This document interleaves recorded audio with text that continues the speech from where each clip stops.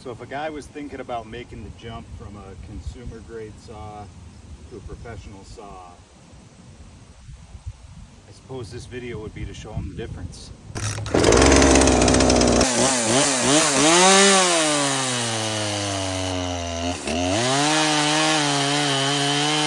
Two hours later.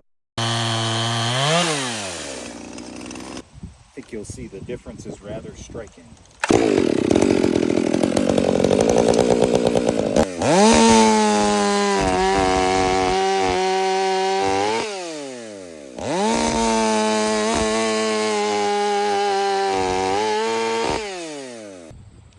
So now before you freak out, I'm not saying the 500i is for everybody.